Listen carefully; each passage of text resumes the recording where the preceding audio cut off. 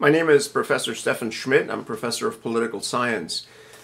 We have a topic today for our discussion, which is, are social networking sites good for our society?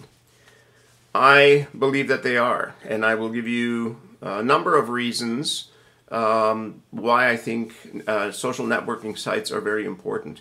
One of the things is that they allow individuals in a modern post-industrial society to establish new relationships and also connect old relationships with their relatives and friends and others.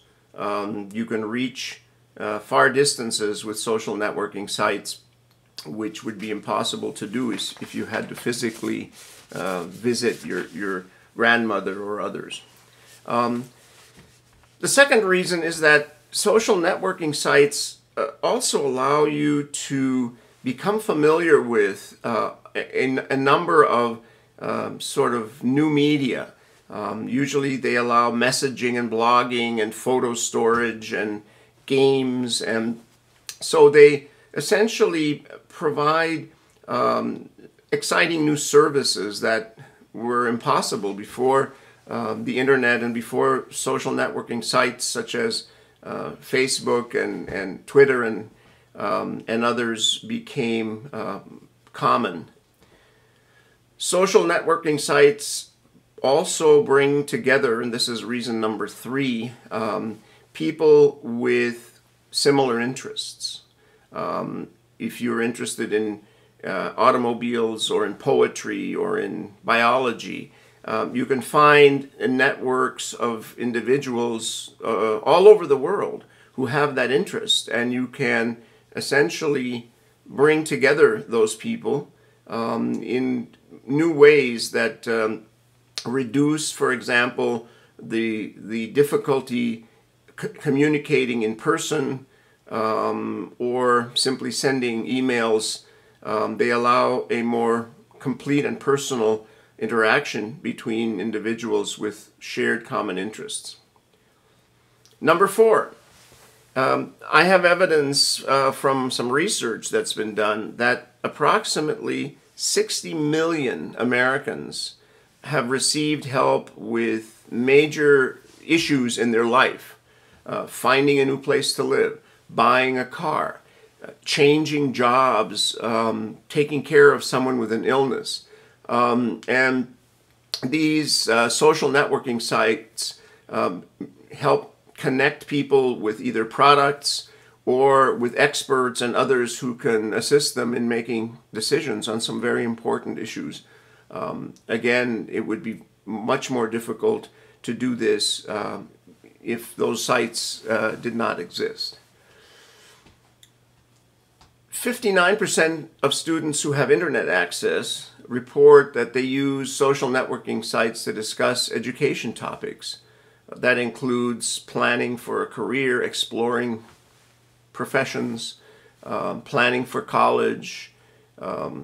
Approximately 50% use these social networking sites to talk about school assignments, to talk about homework, to talk about problems they're having with mathematics or with writing or with other topics that have been assigned to them.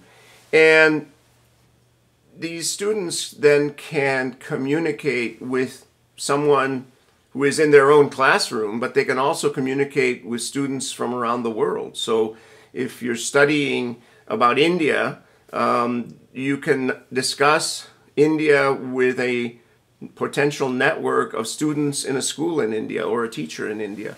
And that's something extraordinary. I mean, you would have to go on an airplane and fly to India or find someone maybe in your community, which you can still do, to talk about it. Number 6, social media help low-income kids become more familiar with computers and with technology related to computers. This is very important. One study shows that 3/4 of children from poor households have profiles or spaces on MySpace and Facebook. And by learning these websites, they've learned how to edit and upload photos and have become experienced in using HTML code to personalize their profiles. And those are wonderful skills. I mean, for lower income kids, those are skills that may become very important for them in jobs and other life experiences. Some studies have shown, this is number 7, that being part of a social network has a positive impact, including increased quality of life and a reduction in health risks. They help improve memory retention, stroke recovery if you have had a stroke, which is a medical condition. And so in many ways, research seems to show that social networking sites can improve your health, which is quite amazing. Number 8, internet users have a much larger social networks than non-users, and social networking tools and sites maintain those relationships much longer and better than face-to-face interaction. What happens is you have your own friends who live near you or go to school with you or, go to church or at the job where you are. But you keep those friends and you meet them face to face. But you can add to that network of friends people who are from far away, and therefore you can increase your communications with people that you consider your friends. Social media, number 9, social media can be a powerful tool for social change, and there can be an alternative to more traditional methods of communication. For example, during protests in certain countries, protesters use Twitter to get around government controls over telephones and the news media and so on.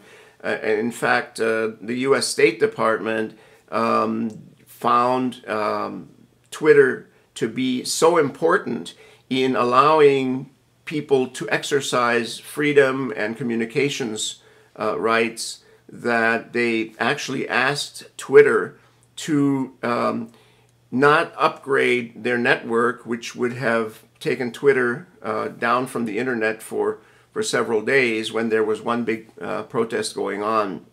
And Twitter cooperated and delayed its updates so that students and protesters and others could continue to communicate and to organize and tell each other where they might meet to protest or to have a discussion. So to me, that I'm a political scientist, I find that very interesting. Let me read you a couple of others. Number 10, to make these social networking sites safer for children, the sites have minimum age requirements, and they have default settings that are based on the age of the user to protect children.